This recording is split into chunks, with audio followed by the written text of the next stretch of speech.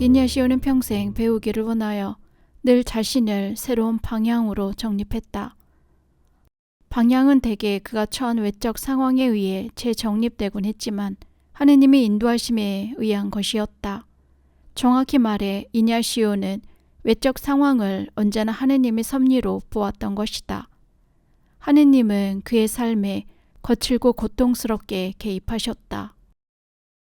하느님의 학교에서 그는 자신이 이해한 것을 마지막까지 삶으로 보여주었다. 세계로 뻗어간 수도회 총장으로서의 개인적 탁월함과 엄청난 역량은 자신이 한 일이 아니라 하느님의 활동이었을 뿐이다. 이냐시오는 항상 감사하는 겸손한 인물이었다. 하느님이 어떤 재료를 가지고 활동하셨을까? 바스크 사람들의 성향을 아는 사람들은 이냐시오의 침착함, 신중함, 느리지만 대담하고 확신에 찬 표현 방식은 바스크의 내력이라고 한다. 이에 그의 비범한 의지력이 결합되었을 것이다. 그는 하나를 결심하면 매우 끈질기고 고집스럽게 매달렸다. 그는 자신에 맞서는 것들로 인해 의기소침해지는 법이 없었고 오히려 고무되었다. 자부심도 대단했다. 그의 고향에서 명예와 명성은 매우 중요한 가치였다. 이냐시오가 감상적이고도 욕망이 강한 사람이었다. 그러나 그는 일찍이 자신을 다스리는 법을 배웠다. 다른 사람들을 놀라게 하고 그들이 자신에 대해 놀라길 바랬던 점을 보면 허영심도 있었던 것 같다. 그는 강력한 인물들에게 도전했다. 그들을 냉소적으로 대하지 않았고 친구나 적으로 나누지 않았다. 그는 동료들이 기꺼이 따르는 타고난 지도자였다. 그는 죽음을 두려워하지 않았다. 공허함, 진부함, 타성, 추함이 두려움의 대상이었다. 종교적으로 보면 그는 가톨릭 전통에 영향을 받았다. 그의 신앙은 순수하고 소박했다. 청년 시절에 이미 영혼 깊은 데서부터 신앙이 충만했는지도 모르겠다. 이냐시오는 학자는 아니었다. 그는 구체적인 필요 때문에 공부했다.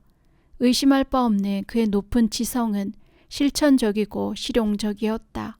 자신의 목표를 이루기 위해 그는 총명하고 효과적으로 세부적인 것에서는 정확히 행동했다.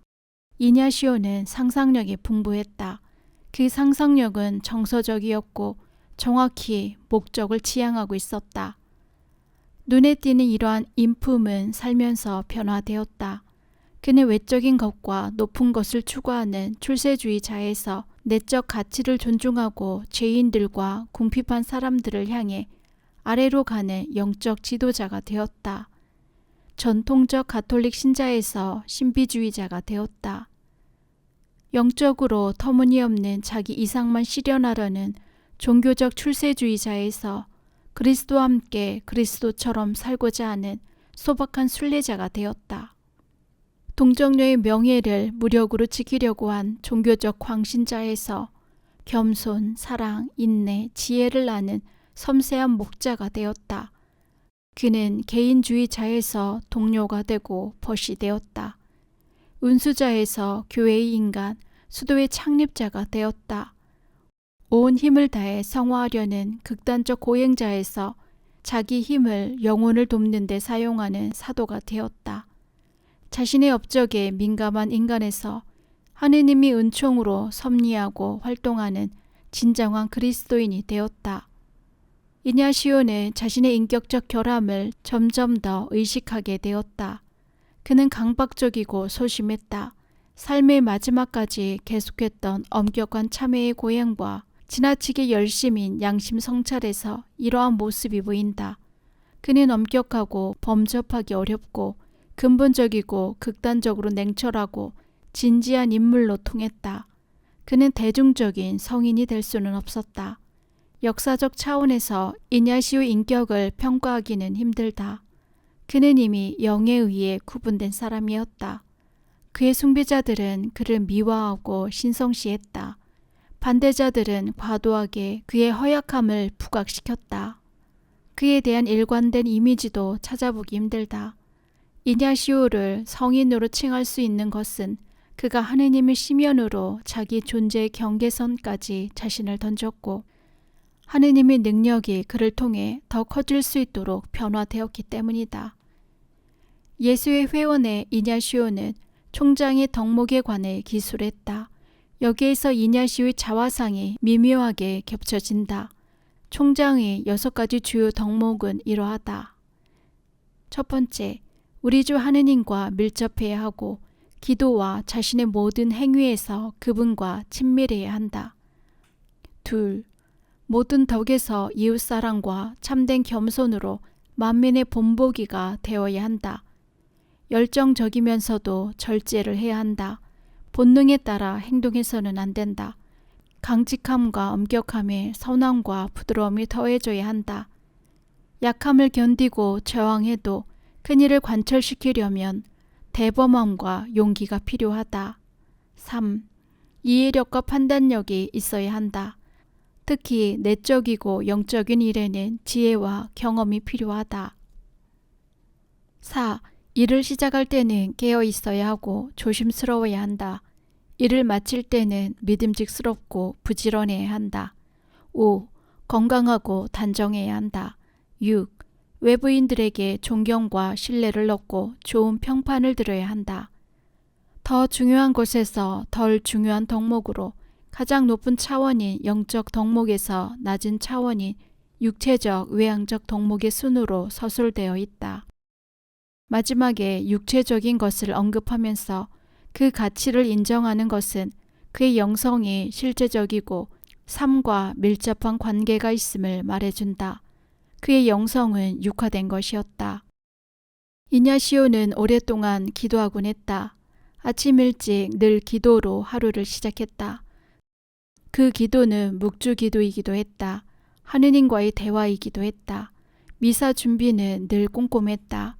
침실 옆에 있는 소경당에서 미사를 드렸다. 미사는 대부분 길었고 자주 역동적인 영적 체험을 했다. 큰 위로를 받았고 신비가 엄습하여 끊임없이 눈물을 흘렸다. 이어서 2시간 정도 개인 기도를 바쳤다. 성체 성사가 그에게는 하느님을 만나는 가장 중요한 시간이었다는 것은 놀라운 일이다. 기도나 미사 중에 그는 감동에 휩싸여 말을 잇지 못할 때가 있었다. 이냐시오는 자신의 계획과 불안을 미사에 봉헌했다. 영적 일기에는 그가 일주일 넘도록 미사 중에 청빈의 문제를 숙고했다고 기록되어 있다. 표면적으로는 수도회가 고정 수입, 이른바 성직록을 받아도 되는지에 대한 고민이었다. 그러나 이 문제는 청빈과 수도의 중요한 영적 가치가 연계되어 있었다. 매일 미사 때 이 문제를 하느님 앞에 내놓고 위로와 실망의 경험을 통해 대답을 청했다. 내적 감성, 생각, 느낌으로 그는 하느님이 구체적 문제에 무엇을 원하시는지 식별했다. 여기서 가장 인상 깊은 것은 얼마나 실용적으로 이냐시오가 하느님과의 관계를 맺고 있는가 하는 것이다. 하느님이 진정 원하시는 것이 무엇인지 알아내기 위해 그는 구체적인 일상에서 매일 필요한 것에 대해 직접 하느님과 대화했다. 그의 삶은 완전히 하느님을 향해 있었다. 이냐시오는 낮에도 늘 짧거나 긴 기도를 했다. 회의가 길어질 때를 빼고는 매 시간 짧게 양심 성찰을 했다. 저녁에는 하루를 돌아보며 성찰하고 그날 있었던 일에 대해 기도하고 내일을 주님께 바쳤다. 말년에 그는 지속적으로 하느님과 일치해 있었다. 기도나 미사 중에나 일상에서 하느님을 더 자주 뵐 수 있게 되었다. 요즘에는 온 삶에서 뵙는다. 어느 때라도 마음만 먹으면 하느님을 뵙는다. 이냐시오는 조직보다 사람의 관심을 기울였다. 조직은 유용한 것이기에 필요한 만큼 몰두하지만 그의 열정은 사람과 관계로 향했다. 그는 뛰어나고 능력 있는 사람들이 예수에 입회하기를 바랬다. 업무에 필요한 유능함은 하느님의 은총이라고 보았다. 그는 덕, 지식, 근면 같은 천재적 재능보다 그리스도에 대한 사랑과 인격적 성화 같은 영적 재능을 높이 평가했다. 모든 재능은 개인의 유익을 위해서가 아니라 인간 구원과 하느님의 영광을 위해 쓰이도록 하느님을 향해 있어야 한다. 이냐시오는 잘 경청하는 사람이었다. 결정하기 전에는 항상 자세하게 조언을 들었다. 결정한 후에는 즉각적으로 순명하고 확실하게 수행할 것을 요구했다. 이냐시오는 사람을 매우 잘 알았음이 틀림없다. 그는 만나는 사람들을 확실하고 신속하게 평가하여 그에게 맞는 임지로 파견했다. 예수 회원들은 이냐시오를 참된 영적 아버지로 여겼다. 그는 약한 자들을 일으켜 세우고 교만한 자들을 제어했다. 강자에게는 엄했지만 약자에게는 너그러웠다. 고상한 인격을 요구했지만 느린 사람들을 기다려줄 줄 알았다. 개인적으로 만나는 사람들에게는 그들의 특성과 이해력을 고려했다. 그는 사람들이 기꺼이 짐을 질 수도 기꺼이 짐을 내려놓을 수도 있게 했다. 다른 이들의 행동을 호의로 이해하려고 노력했다. 형제들의 일치와 화해에 마음을 썼다. 모든 이는 그에게 사랑받는다고 느꼈다. 이냐시오는 늘 고통받는 이들과 가난한 이들 가까이 있었다. 순례 때도 그는 자신이 구걸했던 것을 더 가난한 거린들에게 주었다. 불의를 보고는 참지 못했다. 로마에서 그가 행한 사회 사도직은 앞서 언급한 바가 있다. 당시 구빈원에서는 환자들이 간이 침대에서 지냈다. 환경은 매우 열악했고 돌봐준 손길도 거의 없었다. 청결 상태는 말도 못할 정도였다. 그동안 들른 도시들에서 이냐시오는 구빈원에 머물며 사람들을 돌보았다. 그는 동료들도 정기적으로 보내 봉사하게 했다. 그들은 전염병을 무서워하지 않았다. 수도의 창립 이래 간병 실습은 모든 수련자에게 부과된 의무였다. 귀족 출신이든 신학 박사든 예외가 없었다. 여기에는 두 가지 목적이 있었다. 하나는 공공한 사람들을 돕는 일이고 다른 하나는 천한 일을 통해서 수련자들에게 미치는 영적 영향이었다. 총장으로서 이냐시오는 특히 병든 수도자들에게 신경을 썼다. 그는 그들을 위해 어떤 것도 아끼지 않았으며 자주 방문하여 의료적, 영적 도움을 주었다.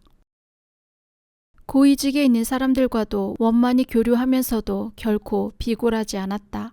당시에는 사회적으로나 교회 내적으로 위계가 강하며 계급 간 사회적, 문화적 차이도 엄청나게 컸다.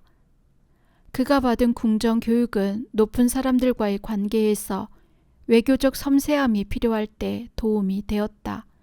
물론 군주나 왕, 교황 앞에서 명확하고 직선적이며 완고할 때도 있었다. 그의 서원을 보면 그가 언짢은 사안도 현명하게 표현할 줄 알았다는 것을 알 수 있다. 1555년 그의 천적인 테아티노의 창립자 조바니 피에트로 카라파 추기경이 교황으로 선출되었다. 이제 이냐시오는 그에게 순명해야 했다. 그가 교황이 되었다는 소식을 듣고 이냐시오는 충격을 받아 온몸을 떨었다. 그리고는 말없이 경당으로 가서 기도했다. 잠시 후 교황 선출이 전적으로 자기가 원해서 이루어졌다는 듯 기쁘고 평화로운 마음으로 돌아왔다. 순례하는 동안 이냐시오는 극단적으로 고행했다. 그는 육체적 고통을 느끼기 위해 엄격하게 단식하고 편퇴했으며 참회의 띠를 착용했다. 의복은 남루했고 신발도 잘 신지 않았다. 잠도 늘 부족했고 구걸로 연명했다. 이 모든 것이 그의 건강을 해쳤다. 학업기에는 이러한 고행을 점차 줄였다. 그런 식으로는 효과적으로 공부할 수 없었기 때문이었다. 총장 재직 중에는 고행을 삼갔지만 아예 그만두지는 않았다. 그는 자신의 경험을 바탕으로 현명해졌다. 젊은 수도자들이 지나친 열성으로 과도한 고행을 추구하는 것을 원칙적으로 금했지만 서한을 보면 때로 엄격한 고행을 요구하기도 했다. 이냐시오가 큰 은총을 받은 신비주의자였다는 것은 잘 알려지지 않았다. 십수년 전까지만 해도 그에 관한 문서들이 다 출판되지 않았고 그는 천재적인 조직가이자 정치적인 인물로만 여겨지고 있었다. 여기에 신비주의 색채는 어울리지 않았다. 사실 그는 처음부터 아빌라의 데레사나 십자가의 성 요한 같은 16세기 스페인의 위대한 신비주의자 반열에 올라 있었다. 그러나 그의 신비주의는 제대로 조명받은 적이 없었기에 잘 알려지지 않았다. 그의 신비주의는 신랑과 신부의 표상을 알지 못했다. 따라서 하느님과 영혼의 일치에 대해 말하지 않는다. 그러나 말년의 이냐시오는 지속적으로 하느님과의 밀접한 관계를 맺고 있었다. 그의 신비주의는 만남과 대화의 신비주의였다. 하느님과의 만남을 통해 그는 자신의 일상과 행동을 꾸몄다. 그의 영성은 인간에 대한 봉사와 열정적으로 세계를 구상하는 데로 향했다. 그래서 그의 영성은 한동안 행동의 신비주의 또는 자유의 신비주의라 불렸다. 마지막으로 이냐시오는 세계에서 활동하는 번창한 사업자의 관리자였다. 그는 로마 한복판에서 수도회를 수완 좋게 정열적이고 지혜롭게 이끌었다. 그는 몇 가지 행동 원칙을 알고 있었다. 그래서 사람들은 그를 현대적 조직 관리의 선구자라고 부른다. 이를테면 대화와 소통, 명확한 목적 설정, 효율성 제고, 현명한 인사정책, 확대 재생산, 세계적 비전 등을 그에게서 볼 수 있다. 이냐시오는 인간과 그들의 육체적, 정신적, 영적 발전을 조직이나 구조보다 우선시했다. 그는 의무나 봉사의 의미에 대해 잘 이해하고 있었다. 관리자로서 이냐시오는 시대를 앞서갔다. 이러한 여러 역할을 조화시켜 그를 이해하기란 쉽지 않다. 사람이 어떻게 엄격한 고행자이자 깊은 신비주의자이며 세계화를 생각하는 관리자일 수 있을까? 이냐시오는 어떻게 자신을 덮치는 격정적 느낌을 사안에 따라 객관적으로, 냉정하게, 기능적으로 철저히 정돈된 일상과 통합시켰을까?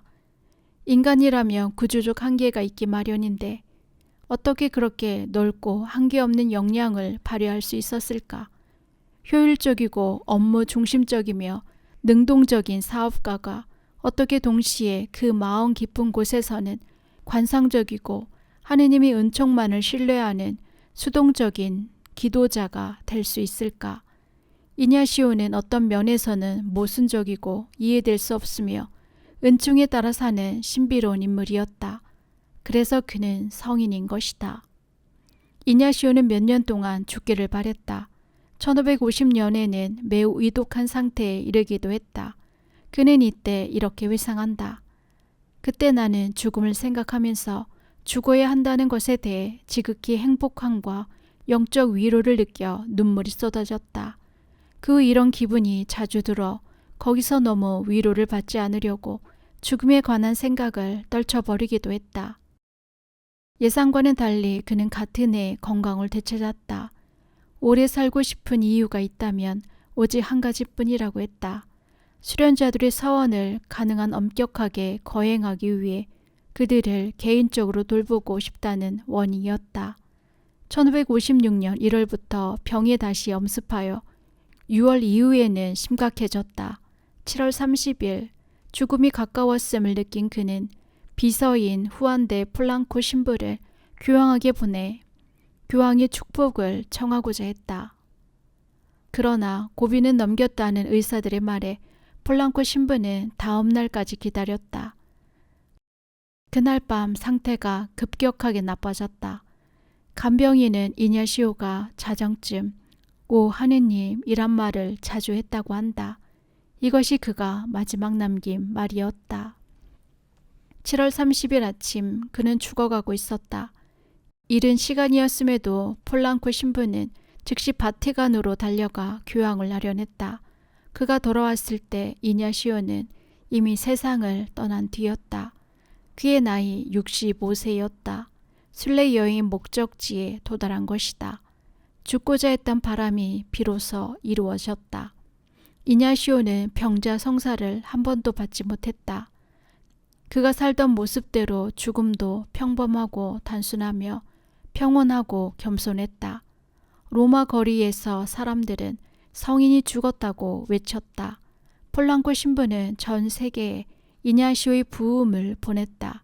생전에 이냐시오는 끝까지 자신의 초상화를 그리지 못하게 했기 때문에 선종 때 마스크가 만들어졌다.